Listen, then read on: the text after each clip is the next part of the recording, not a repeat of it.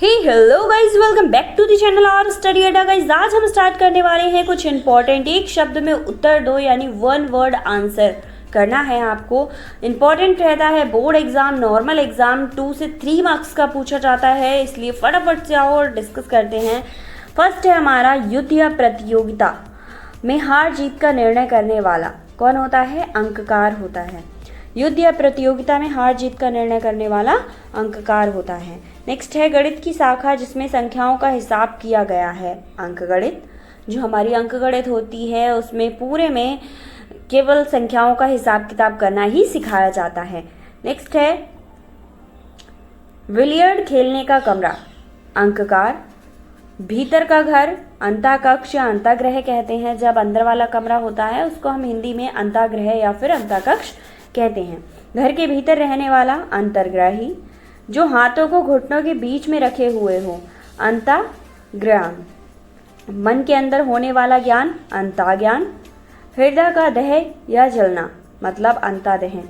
जब होता है ना किसी की मृत्यु हो जाती है तो शमशान में लेकर उसका क्या करते हैं? अंतःदहन कर देते हैं। भीतर की बात जानने वाला अंतर्यामी।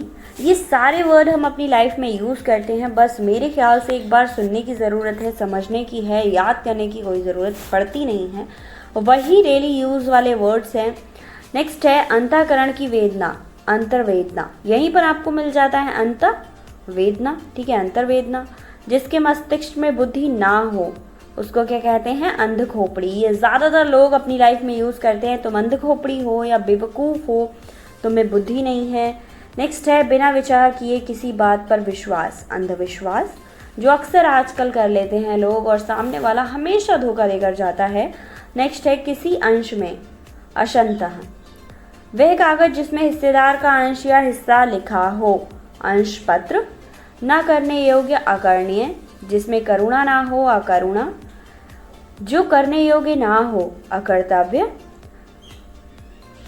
असामयिक मृत्यु, अकाल मृत्यु, मतलब कोई भी एक्सीडेंट हो जाता है या फिर किसी बीमारी की वजह से आकस्मिक मृत्यु हो जाती है तो उसके कहते हैं ना कि अकाल मृत्यु हो गई, उसकी तो उम्मीद ही नहीं थी कि वो मर जाएगा। नेक्स्ट है वयस्क होने पर निकलने वाले आंतरिक दांत, तो अकील दाढ़, जो आप लोगों में अभी निकल रही होगी। अगर आप क्लास 10th और 12th में होंगे तो आपकी दाढ़ें निकल रही होंगी और बहुत ज़्यादा पेन कर रही होंगी, उसी को कहते हैं अकील दाढ़। नेक्स्ट है जिसका किनारा या अंत ना हो, अकूल, जो कृतज्ञ ना हो, अकृतज्ञ, जो खरीदा ना जा सके, ना खरीदा हुआ, आकृत, ना खरीदा हुआ, आकृत, जिसका श्रेय ना हो, आश्रय, जिस घटना को अपनी आंखों से देखा हो, अक्षि साक्षी, मतलब आंखों से देखने वाला अक्षि साक्षी। जब भी कोई मर्डर या फिर कुछ होता है, रेप या कुछ भी कांड होता है तो क्या कहते हैं? जिसने आंखों से देखा हो उसे गवाह बनाया जाता है, तो वो इंसान क्या कहलाता है? अक्षि साक्षी। जिसके घुटने ना हो जिसके टुकड़े ना हो उसे अखंड कहते हैं। जो चीज़ ना टूट सके उसको अखंडी तो कहते हैं ना, अखंड ज्योत जला दी तो वो कभी बुझती नहीं है, इसलिए उसको अखंड कहा जाता है। नेक्स्ट है जिसके टुकड़े ना हुए हों, अखंडित, ना गिनने योग्य, अगण्य या फिर अगर्ण, जिसकी ना हो, जिसकी यहाँ पर कुछ मिस हुआ है गाइस। नेक्स्ट की तरफ चलते हैं। एक पेड़ जिसकी लकड़ी युगाचात होती हो, अगर, ठीक है। सुगंध से जलने वाली बत्ती, जो कि हम अपने घरों में यूज़ करते हैं, उसको कहते हैं अगरबत्ती, ठीक है, क्या कहते हैं? अगरबत्ती। इसके बाद आता है नेक्स्ट,